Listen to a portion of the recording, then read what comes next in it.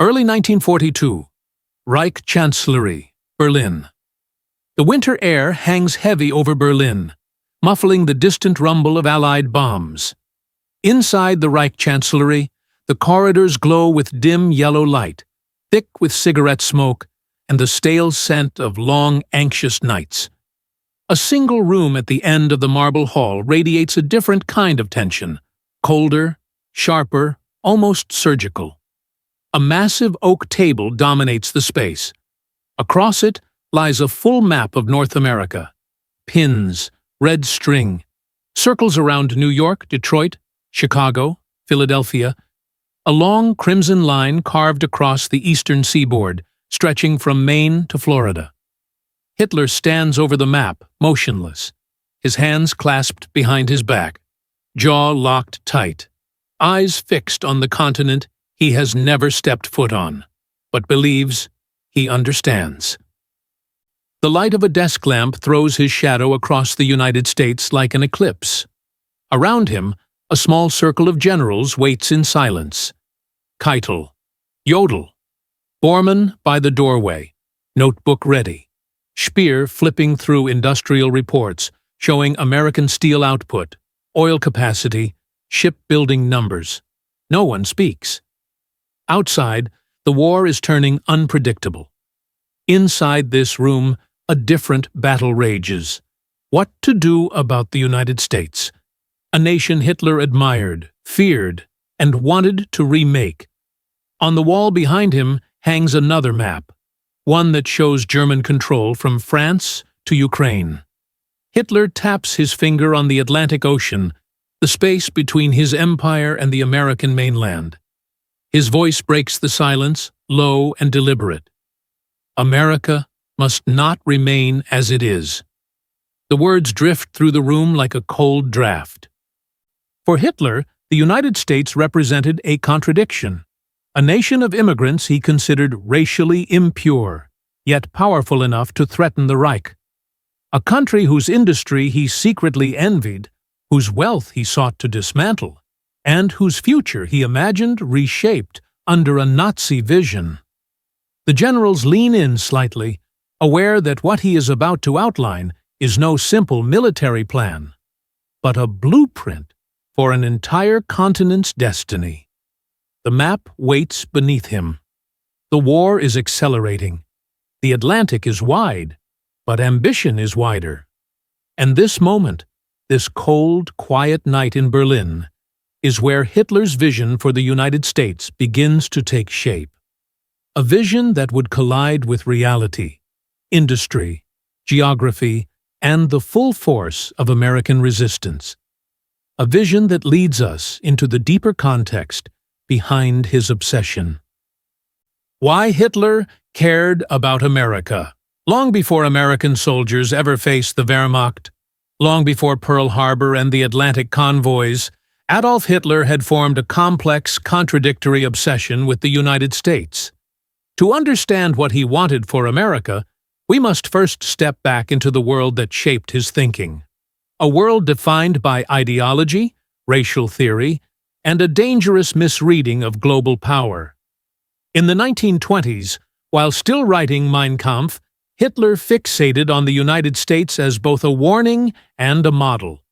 He praised certain aspects with disarming bluntness: the scale of its industrial power, the discipline of its corporate machinery, and its ability to absorb millions of immigrants into one economic engine.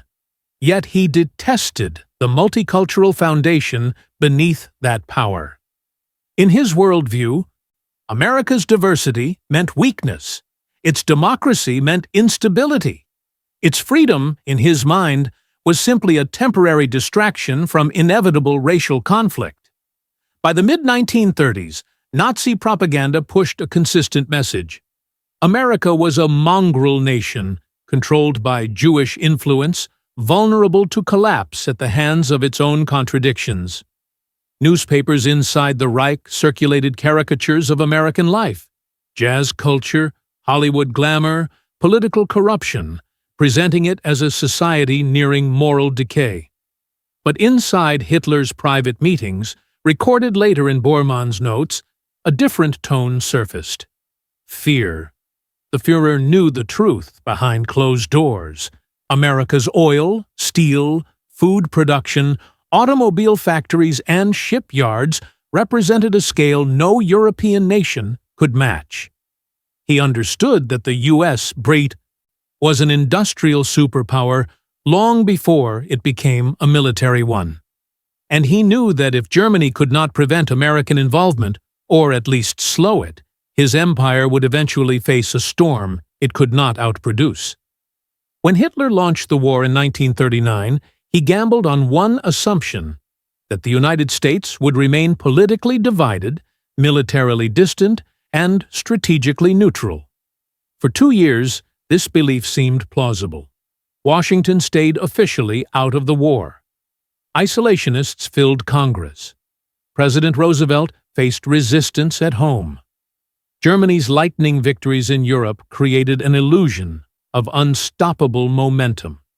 But beneath the surface, events were shifting. American factories hummed with new purpose. Roosevelt's Lend-Lease program began funneling resources to Britain and the Soviet Union.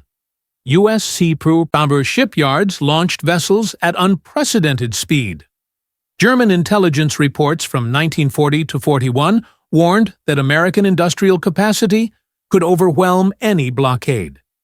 Hitler dismissed most of these warnings. He believed democracy slowed production. He believed American soldiers lacked discipline. He believed national unity would fracture under economic pressure.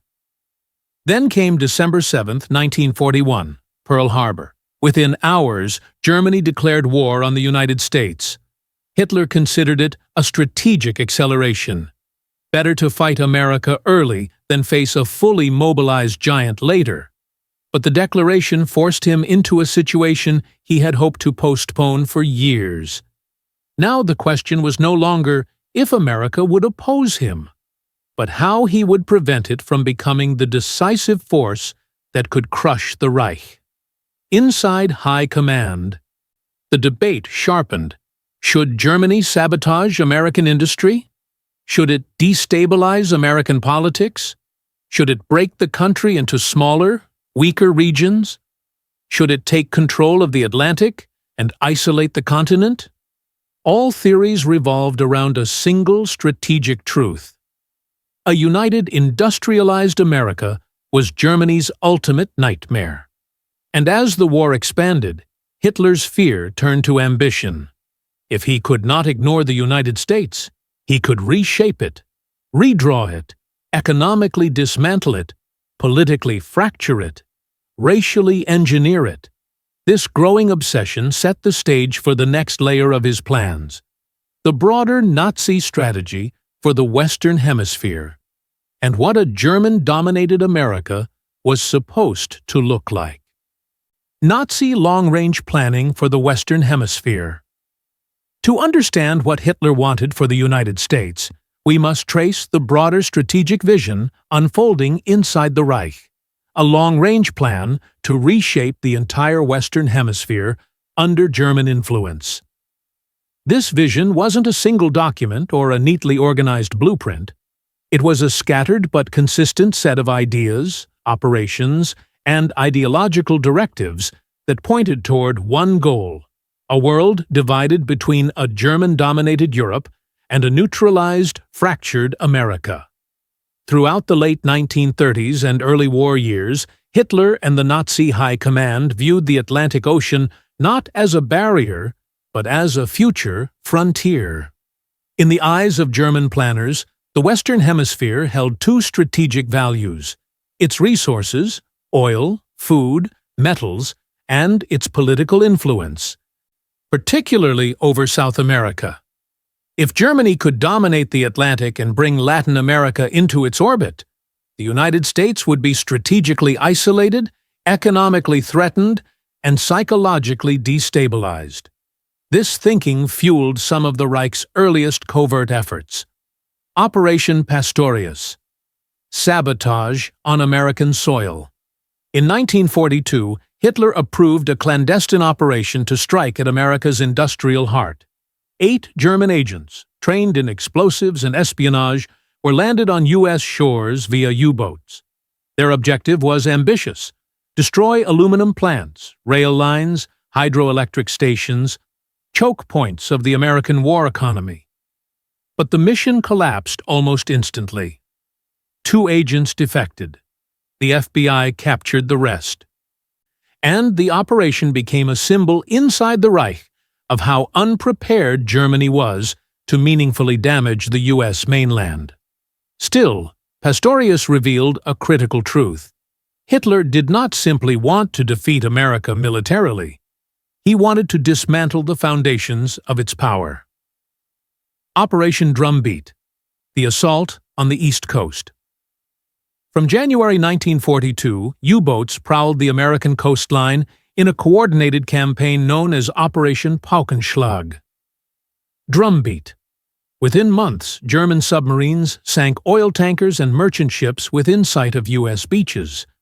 Flames of burning fuel lit the night sky along the East Coast.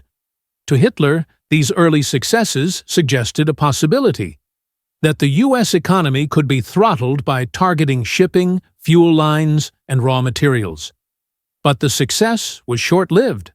American convoy systems, radar networks, and air patrols rapidly evolved. Drumbeat collapsed under a flood of U.S. adaptation, and the Atlantic shifted decisively in favor of the Allies. The dream of isolating America through naval dominance vanished with it. Imagining a defeated United States. Although Germany lacked the practical ability to invade America, high-level Nazi discussions, recorded in speeches, diaries, and Bormann's table talk notes, reveal a chilling consensus on what a post-war America should become if the Reich prevailed in Europe. Hitler believed the U.S. would fracture along cultural, racial, and regional lines. He imagined a weakened federal system, divided into multiple sub-states. The removal of democratic institutions, replaced by authoritarian regional leaders. The dismantling of American industry, especially its steel, automotive, and aircraft sectors. German oversight of Wall Street, resource flows, and major corporations. A ban on a unified American military, especially the Navy and Air Force, racial reordering based on Nazi ideology. German settlement zones along the East Coast, mirroring colonization patterns used in Eastern Europe. This wasn't fantasy inside the Nazi hierarchy. It was discussed as long-term policy. If Germany first crushed Britain, then the Soviet Union, and finally encircled America into irrelevance. The U.S. will break apart on its own. One of Hitler's most consistent miscalculations was his belief that America could be undone from within. He repeatedly claimed in private, "The United States is held together by money, not blood." He assumed racial tension, political conflict, and cultural diversity would trigger fragmentation. If Germany could dominate the Atlantic, align with Argentina and Brazil, and economically pressure the hemisphere, he believed the U.S. might collapse without direct conquest. This delusion shaped his entire strategic view. America was not a fortress to storm. It was a structure waiting to crack. A vision on the edge of collapse. By late 1942, however, evidence mounted that Germany's assumptions were wrong. American factories exceeded every expectation. U.S. shipyards replaced every lost vessel faster than Germany could sink them. The American population rallied around a united war effort, and Washington's alliances across the hemisphere shut down German influence in Latin America. As German planners studied these shifts, one realization became unavoidable: to reshape America. Germany needed more than sabotage or naval dominance. It needed to understand the deeper angles, racial, political, cultural, economic, that fueled Hitler's ambitions. These angles formed the core of his vision. 3 major angles of Hitler's vision for America. To understand what Hitler wanted for the United States, you must look beyond military strategy. His vision wasn't simply about conquest or occupation. It was ideological, racial, economic, and deeply rooted in the Nazi worldview. Germany never drafted a unified American plan, but Hitler's private statements, high command discussions, intelligence assessments, and wartime directives reveal a consistent set of ambitions. These ambitions took shape across several angles, each one designed to neutralize America as a global power and reshape the continent to fit Nazi ideology. Here are the first three. At the core of Hitler's worldview was race, and in his eyes, the United States was a paradox, a powerhouse built by immigrants, minorities, and communities he considered racially incompatible. Inside Nazi ideology, this diversity represented both strength and vulnerability. Strength because it allowed America to draw talent, labor, and innovation from around the world. Vulnerability because the Nazis believed such diversity made a nation ultimately unstable. Hitler's discussions, recorded in Bormann's Table Talk, reveal a harsh belief that the U.S. could never remain strong unless purified along racial lines. What did this mean in practice? Nazi theorists imagined several outcomes if the Reich dominated the Western world, limiting the rights and reproduction of undesirable groups, encouraging the growth of Germanic-descended populations, removing Jewish influence from American finance and media, replacing cultural institutions with racially aligned ones, promoting authoritarian structures over democratic representation. These ideas were vague because no invasion plan existed. Yet they fit tightly into the same system Germany used in Europe: racial sorting, population control, and ideological indoctrination. Hitler didn't see America as a future partner. He saw it as a racial problem that needed reordering. Hitler understood one thing with clarity: America's industrial strength was the single greatest threat to the Reich. The numbers terrified him. By 1942, the U.S. produced more steel than Germany, Italy, and Japan combined. Thousands of aircraft each month, Liberty ships in mere days. Endless quantities of oil, rubber substitutes, aluminum, and vehicles. Speer himself admitted after the war that Germany could never match American production. Inside the Reich, the fear was simple.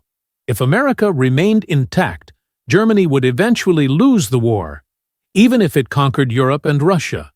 So Hitler's long-term vision for America rested on economic suppression. Key elements included breaking the U.S. into smaller states to weaken industrial coordination, placing German overseers inside major corporations, restricting American steel, oil, and aircraft output, eliminating the U.S. Navy and Air Corps, which required industrial strength, rebalancing global trade to isolate the U.S., and empower Europe. Hitler did not seek American prosperity. He sought American irrelevance, a United States that could not rebuild, rearm, or rise again. Angle 3. Political fragmentation and the end of the federal system.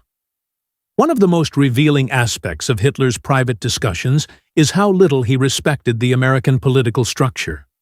He believed democracy was too slow, too divided, too chaotic to produce long-term stability. He often said, "The United States will break apart. It is held together only by money." Nazi planners interpreted this as strategic opportunity. If Germany dominated Europe and the Atlantic, they believed the U.S. could be pressured into political collapse. Their vision included breaking the federal system into smaller regional governments, limiting central authority over national policy, installing authoritarian leaders sympathetic to fascist ideology, encouraging regional nationalism, South versus North, East versus West, weakening Congress, and dissolving federal military command structures. In effect, Hitler wanted a balkanized America, fractured, decentralized, unable to project power. Without unity, America would be unable to challenge the Reich. Without industry, it would be unable to rebuild. Without its federal system, it would be unable to govern itself effectively. These first three angles reveal a chilling truth. Hitler's vision for America wasn't just about defeating it. It was about reshaping the continent into something unrecognizable. A weakened, divided, racially engineered region supervised by German power. But this was only half the picture. The other angles go deeper into military, cultural, and colonial ambitions, the Reich's ultimate vision for America's future. Three additional angles of Hitler's vision for America. The first three angles, racial reordering, economic dismantling, and political fragmentation, revealed the ideological core of Hitler's ambitions. But the Reich's long-range thinking did not stop there. Inside high command discussions, in Göring's economic briefings, and in Hitler's private table talks, additional layers of strategy emerged. These final angles expose how deeply the Nazis imagined reshaping a post-war United States, even without a formal invasion plan. Angle 4. Territorial demilitarization of the United States. Hitler never envisioned a U.S. Brove, capable of military resurgence after a German victory in Europe. He believed America's armed forces must be permanently crippled.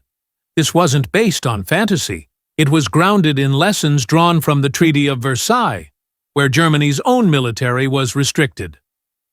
Hitler intended something far harsher for the U.S. Key elements included eliminating the U.S. Navy as a blue water force. No aircraft carriers, no long-range surface fleets, only coastal patrol vessels permitted. Dismantling the U.S.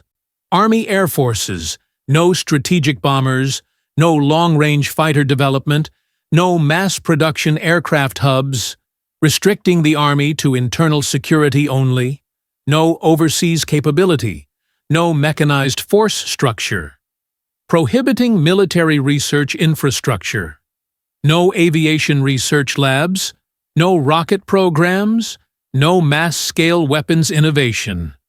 If these restrictions had been imposed, America would have become a nation unable to defend its interests abroad and unable to challenge Nazi power across the Atlantic. A United States without a navy, without a strategic air arm, and without the industrial base to rebuild them would have been a spectator in global affairs. This was the cornerstone of Hitler's strategic dream, a militarily neutered America under permanent supervision.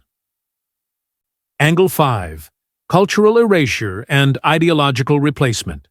Hitler understood something most dictators overlooked. Culture shapes power. Hollywood films influenced global attitudes. American music crossed oceans. U.S. newspapers and radio carried democratic ideals. Universities attracted global talent. To Hitler, this cultural influence was more dangerous than American weapons. Inside Nazi strategy circles, several cultural objectives emerged. Eliminating Hollywood's global reach, replacing it with German-controlled cinema, restricting American film exports, dismantling the free press, ending independent journalism, installing censorship modeled after Goebbels's propaganda ministry, rewriting American history, recasting the nation's founding through authoritarian narratives, eroding democratic ideals taught in schools, ending academic independence, universities placed under ideological supervision, removal of Jewish and undesirable professors, suppressing American music and literature, jazz condemned as degenerate, literature reframed through racial ideology. Hitler didn't just want American power weakened. He wanted American culture, its identity, its creativity, its global voice erased. Only then could the Reich ensure the U.S. would never again champion ideas contrary to Nazi doctrine. Angle 6. German settlement and colonial zones in America. This final angle is the most unsettling because it connects directly to Nazi policies in Eastern Europe, where millions were displaced, enslaved, or killed to make room for German settlers. Hitler believed that certain regions of the United States, particularly in the Northeast, contained populations racially compatible with Germanic lineage. In a post-war scenario where Germany dominated the Atlantic, High Command envisioned German settler colonies along the eastern seaboard, modeled after the colonization of Polish and Ukrainian territories, economic takeover of major ports, New York, Boston, Philadelphia under German administration, creation of German cultural zones, regions of strict ideological governance, restructuring the education system, German language prioritized, Nazi-approved curricula, enforced population movement and replacement, segregation or removal of communities deemed undesirable, encouragement of German families to repopulate strategic cities. This settler model followed the same logic as Lebensraum, living space. Only this time, the territory wasn't Eastern Europe. It was the United States. These final angles complete the picture. Hitler didn't simply want America defeated. He wanted it broken, re-engineered, stripped of identity, militarily irrelevant, economically disarmed, and partially colonized. But visions built on arrogance do not survive reality. Germany soon collided with the full scale of American capacity, and that collision brought everything crashing down. The turning point was coming, the moment Hitler realized the U.S. could not be conquered. By mid-1942, the war had shifted beneath Hitler's feet. The grand visions drawn across maps in Berlin, the racial reordering, the economic dismantling, the fragmentation of the federal system, the demilitarization of the U.S., all collided with a force the Reich had catastrophically underestimated: American industrial reality. It began slowly. A report from the German Naval Staff in March 1942 described American shipbuilding as far exceeding pre-war estimates. Hitler dismissed it as Allied propaganda. But the numbers kept arriving. In April 1942, German intelligence confirmed that U.S. factories had produced more aircraft in 4 months than Germany had built in an entire year. By summer, Liberty ships rolled off American yards so quickly that Allied sailors joked, "Germany sinks them. America replaces them before lunchtime." And then came the statistic that shattered the atmosphere inside the Wolfschanze bunker. The United States had the capacity to produce 100,000 aircraft a year. When Speer presented the figures, the room fell silent. Hitler refused to believe them. He insisted the numbers were manipulated, exaggerated, impossible. But Speer repeated them, quietly, methodically. The U.S. wasn't just outproducing Germany. It was outproducing the entire Axis combined. Hitler's face stiffened. The generals exchanged uneasy glances. For the first time, the vision of a dismantled, divided America flickered under the weight of undeniable reality. The Atlantic turns against Germany. The next blow came from the ocean. Operation Drumbeat, the U-boat campaign that once seemed capable of starving America, collapsed under the pressure of U.S. adaptation. Radar improved. Convoys tightened. Coastal blackouts eliminated easy targets. And American shipyards replenished losses faster than U-boats could sink them. Karl Dönitz sent message after message warning that the balance had shifted. Hitler waved them off. But by late 1942, the U-boat corps suffered catastrophic losses. The dream of isolating America across the Atlantic was dead. The map in the Reich Chancellery no longer represented opportunity. It represented an ocean Germany could never dominate. Midway, the psychological shock. Then news arrived from the Pacific. The Battle of Midway, June 1942. Japan's defeat was more than an Axis setback. It was a message. America could fight a two-ocean war and still overwhelm any opponent. Hitler listened to the briefing with growing agitation. In his mind, Japan was supposed to neutralize U.S. attention. Instead, Japan had awakened a giant he could not silence. The United States was proving exactly what Hitler denied for years, that its diversity did not weaken it, its democracy did not slow it, its freedom did not fracture it. The American nation had unified, not collapsed. The B-17 and the shadow over Europe. By late 1942, the first waves of American long-range B-17 bombers reached Britain. Their arrival changed everything. Germany had assumed America could not project power across the Atlantic for years, but the U.S. Air Forces were mobilizing at unprecedented speed. Endless bomber squadrons, trained crews arriving weekly, supply lines stretching across the Atlantic without interruption. Hitler's fear was not the B-17 itself. It was what the aircraft represented. A United States that could build anything, replace anything, and scale anything. No racial theory could explain it. No propaganda could dismiss it. No strategy could mitigate it. The Reich faced a fundamental truth. America was not just another enemy. It was the industrial powerhouse of the modern world. Internal collapse of the vision. Inside the Reich, planners no longer discussed the future of America.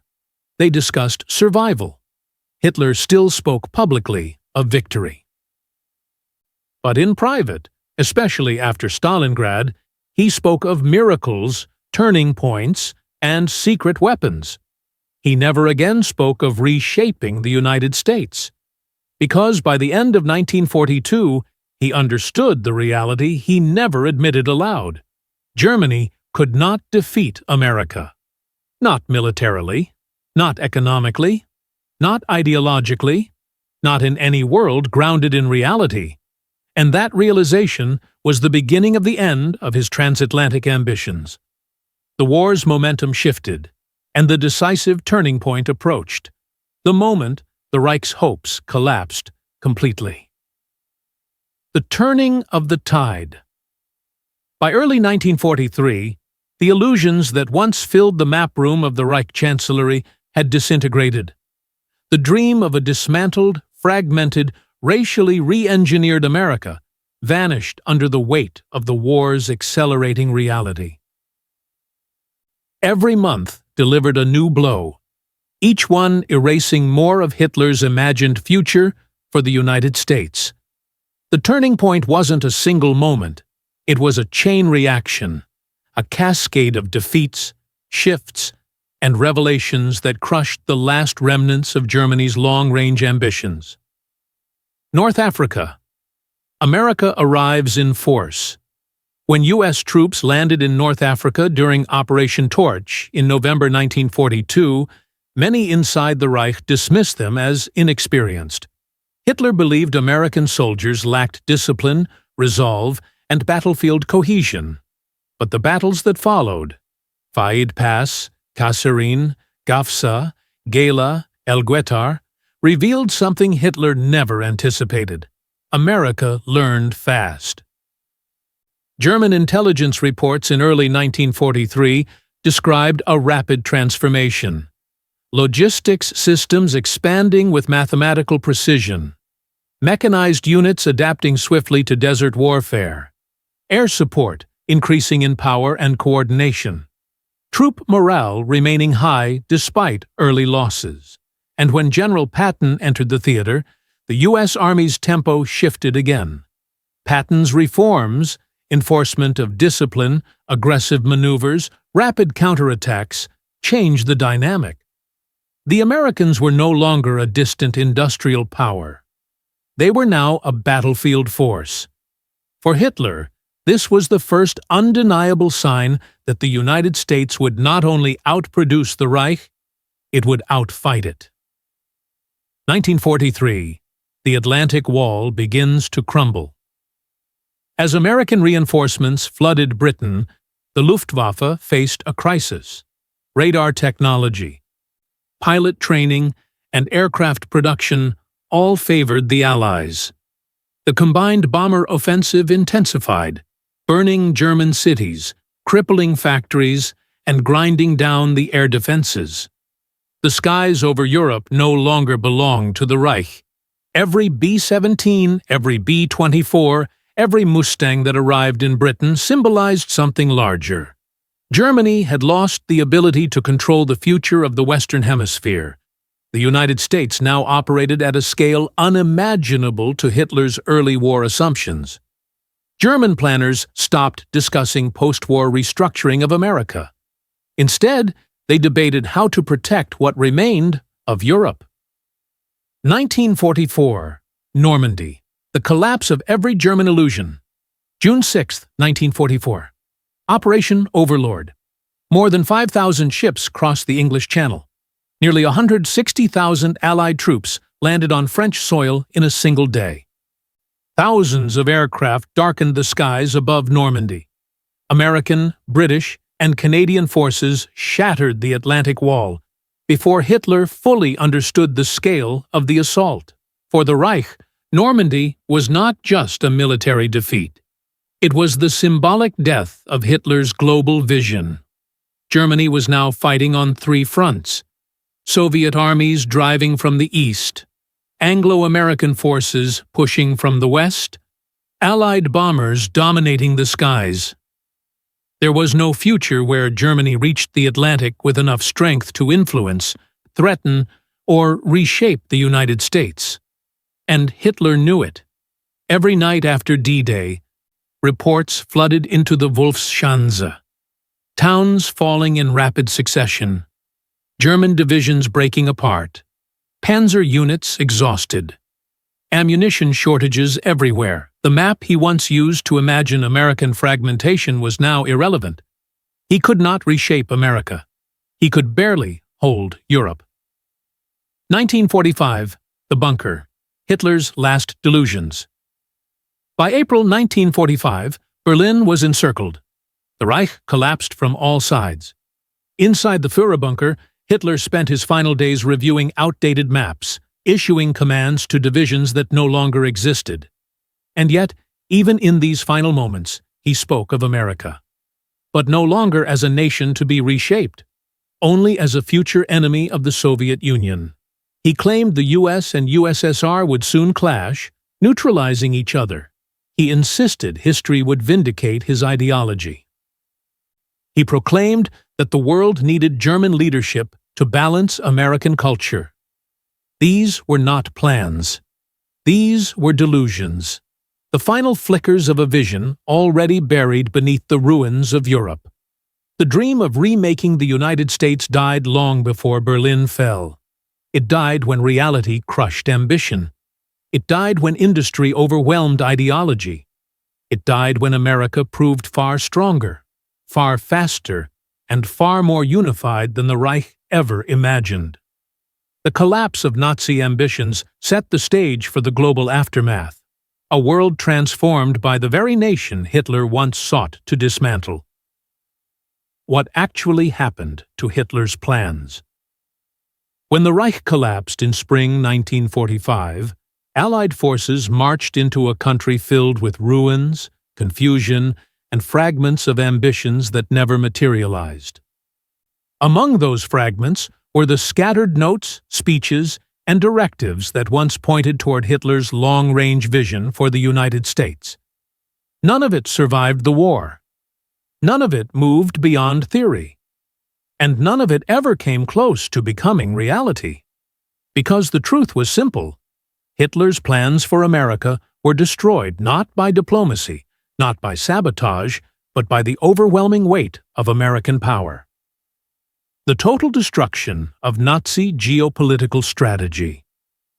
As Allied investigators poured through Nazi archives after the war, they found no master blueprint for occupying the United States, not because Hitler lacked ambition, but because every practical barrier made such ambitions hopeless. The reasons were decisive. Germany never gained control of the Atlantic. No long-range invasion capability existed. The Reich lacked the naval power to threaten North America. German aircraft had nowhere near the range needed. U-boat losses crippled maritime strategy. The Luftwaffe collapsed under Allied bombing. Germany could not even secure Europe, let alone another continent. For all the talk inside high command, the Reich never achieved a single prerequisite for reshaping America. American industrial superiority ends the debate.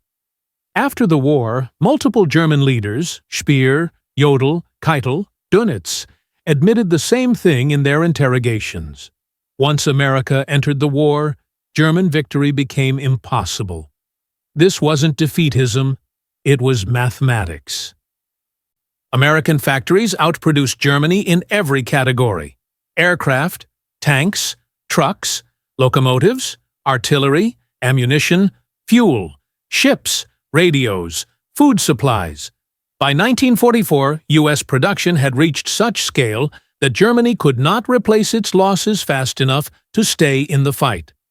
Every B-24 built, every Sherman produced, every ship launched was one more nail in the coffin of Hitler's vision. No ideological plan could compete with industrial reality. Allied intelligence confirms the collapse of Nazi ambitions. Declassified OSS, Office of Strategic Services, and British intelligence reports from 1945 show that the Allies believed Germany initially saw the U.S. as a future rival. But by 1943, those assessments changed. Germany no longer attempted to influence American politics, no longer attempted sabotage missions, no longer discussed long-term re-engineering of the U.S. state. Instead, the Reich became consumed by retreat, shortages, and defensive desperation. Hitler's attention shifted from grand visions to frantic battles. Holding the Eastern Front, replacing lost divisions, protecting the oil fields, stopping Allied bombers, managing internal collapse. The idea of controlling America became so distant, so impossible, that not even propaganda referenced it.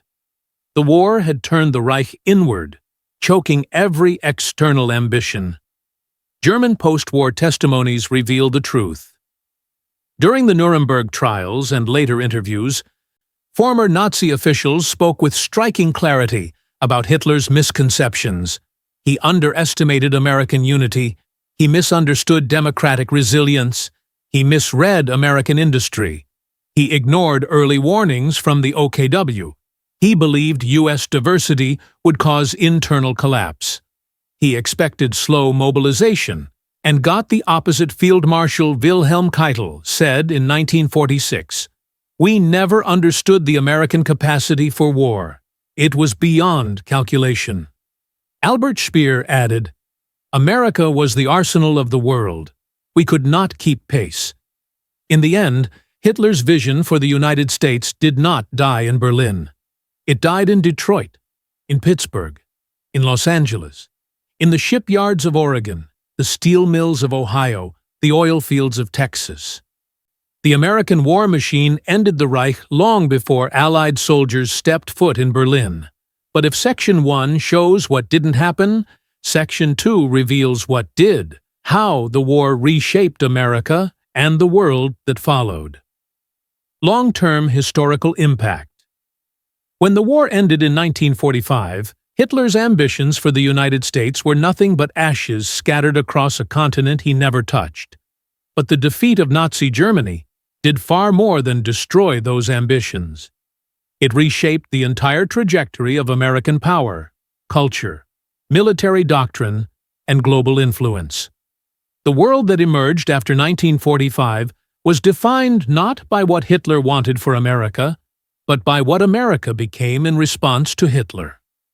America's rise to global leadership. Before World War II, the United States was a major power, but not the world's unquestioned leader. After the war, that changed permanently. With Europe in ruins and Asia destabilized, the U.S. emerged as the only nation with a fully intact industrial base, massive military capacity, strong alliances across continents, economic dominance in every major sector, global political credibility. Germany's collapse created a vacuum, and America filled it. Washington shaped the post-war world through the Marshall Plan, NATO, the United Nations, Bretton Woods economic systems, global reconstruction investments. Every policy reflected the same principle: prevent the rise of another power that could mirror Nazi ambitions. Ironically, Hitler's mission to weaken America resulted in the opposite. America became stronger than at any point in its history. The permanent shift in American identity. The war changed how Americans saw themselves. Before 1941, the public leaned toward isolationism. After 1945, Americans embraced a new role: protectors of democratic stability, guardians against totalitarianism, and global defenders of human rights. Hitler believed American democracy was fragile. The war proved it was remarkably resilient. Millions of Americans served overseas. Women entered the workforce in historic numbers. Immigrant communities unified behind a shared purpose. Factories ran day and night, binding the nation through productivity and sacrifice. This created a post-war identity built on collective strength, national unity, international responsibility, faith in democratic institutions. The very diversity Hitler viewed as weakness became a defining element of America's power. Technological acceleration and military doctrine. The war forced the United States into rapid advancement. Radar, jet propulsion, long-range bombers, carrier-based warfare, advanced logistics, nuclear science, computer technology. Every breakthrough pushed the U.S. into a leadership position in global innovation. The world Hitler imagined, one where German technology ruled, never arrived. Instead, American inventors, scientists, and engineers became the architects of the modern era. A new world order. The ideological battle between democracy and totalitarianism did not end with Hitler. It evolved into the Cold War, a global contest shaped largely by the ruins of Nazi Germany. The US and the USSR became the two dominant superpowers. The clash between them defined global politics for nearly half a century. Ironically, Hitler predicted a conflict between these giants, but not under circumstances that favored his ideology. He imagined the US fragmented and the USSR triumphant. Instead, America rose unified, and the Soviet Union inherited the broken territories of Eastern Europe. The world balanced not between German hegemony and American decline, but between American leadership and Soviet expansion. The death of the Nazi vision, every pillar of Hitler's dream for the United States, collapsed. America was not fragmented. It was unified. America was not economically dismantled. It became the world's engine. America was not racially redesigned. It expanded civil rights. America was not demilitarized. It built the strongest military in history. America was not culturally erased. It became the global cultural center. America was not colonized. It became a liberator of colonized nations. Germany lost the war, but Hitler's ideological defeat was even greater. The United States became the embodiment of everything he feared: a powerful, diverse, democratic nation capable of defeating tyranny anywhere on Earth. And that leads us to the final moment, the reflection, where the meaning of these events settles into quiet clarity. What Hitler wanted for the USA, and what history delivered instead. In the quiet years after the war, when the smoke lifted from Europe and the world tried to understand what had happened, One truth stood taller than ruins, taller than armies, taller than the shattered ambitions buried beneath the Reich Chancellery. Hitler never understood the United States. He misunderstood its people. He misunderstood its system. He misunderstood its contradictions, its fractures, its chaos, mistaking them for weakness rather than resilience. In his worldview, nations were defined by racial purity, rigid control, and ideological obedience. But America thrived on the opposite. Diversity instead of uniformity, argument instead of obedience, democracy instead of dictatorship, adaptation instead of rigidity, innovation instead of fear. Where Hitler saw instability, America found renewal. Where he envisioned collapse, America found unity. Where he hoped for fragmentation, America built alliances across oceans. His plans for the U.S., the political breakup, the racial reordering, the cultural suppression, the demilitarization, were not just impractical. They were rooted in a profound misunderstanding of what gives a nation its strength. Because strength does not come from sameness. It comes from capacity, from creativity, from freedom, from a system flexible enough to correct itself and powerful enough to defend those corrections. When the war ended, Germany lay in ruins, but the United States, the very nation Hitler once believed would implode under its own contradictions, stood at the dawn of global leadership. Factories shifted from tanks to automobiles. Bombers gave way to commercial aviation. A nation that built weapons for war now built tools for peace, recovery, and reconstruction. America became the center of a new world order, not because it sought empire, but because its industry, democracy, and culture filled the void left by collapsing tyranny. The greatest irony in the story is this: the United States did not become what Hitler wanted. It became what Hitler feared: a diverse superpower, a democratic powerhouse, a cultural engine, a military titan, a nation capable of projecting not just force, but ideas.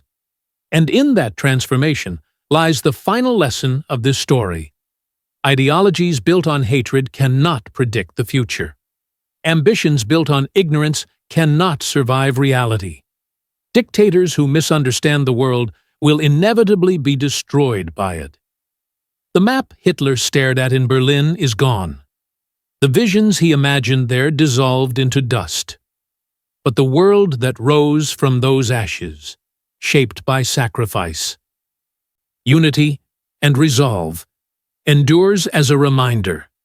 No dictator can erase a free nation's identity. No ambition can outmatch a society built on strength beyond blood. No empire lasts longer than the truth. And the truth is simple. Hitler wanted a broken America. History delivered a stronger one.